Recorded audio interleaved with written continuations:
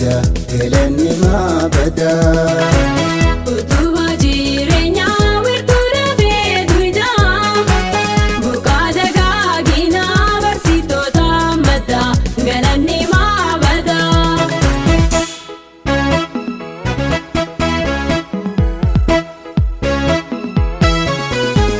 Naannoo kananii agartuu jireenyaa daawwitiin hawaasaa barsiiftota keenyaa bu'aalee barnootaa jabeessinee himna burqaalee beekumsaa yoom galatoonfanna isaanumaan boonna. Barsiisa barumsaa Karaayyuu hawaasaa jireenya golgolaa siin namarraa ibsa. Abdii muratiin jabaadhu barsiisa galanni keendumu seenaa keessi boonsa. Abdii muratiin jabaadhu barsiisa galanni keendumu seenaa keessi boonsa.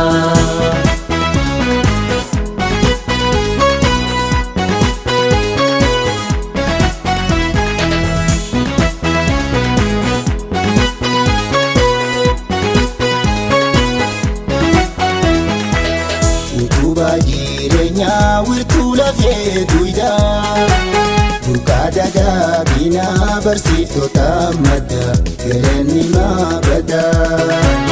Utuma jireenyaa wiirtuu lafee duwidhaa buqqaa dagaagina barsiiftota madda galanni maabada.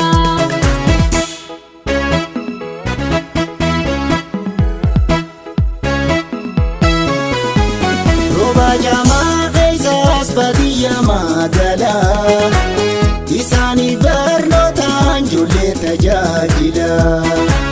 Haniif hin eelanne sammuu daa'immanii firiilee beekumsaa keessa unquranii ayaadaalchisanii.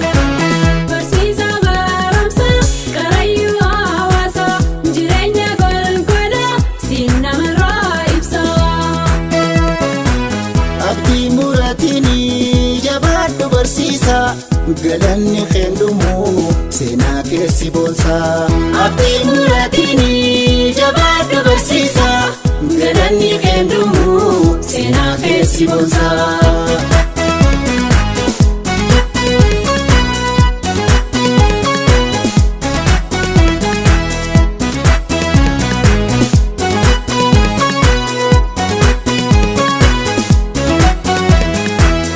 Utubaa jireenyaa wiirtuu lafee duwidhaa burqaa dagaagina barsiiftota madda galanni maabada. Utuma jireenyaa wiirtuu lafee duwidhaa buqqaa dagaagina barsiiftota madda galanni maabada.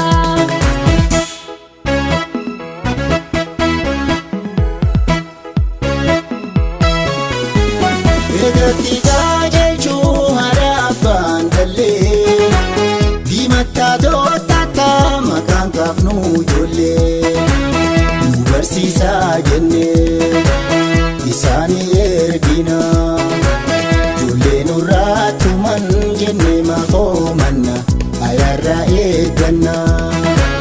Barsiisa barumsaa Karaayyuu hawaasaa jireenya golgolaa siin namarraa ibsa.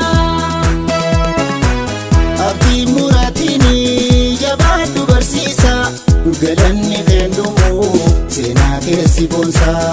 Abdii muratiin jabaadhu barsiisa galanni keendumu seenaa keessi boonsa.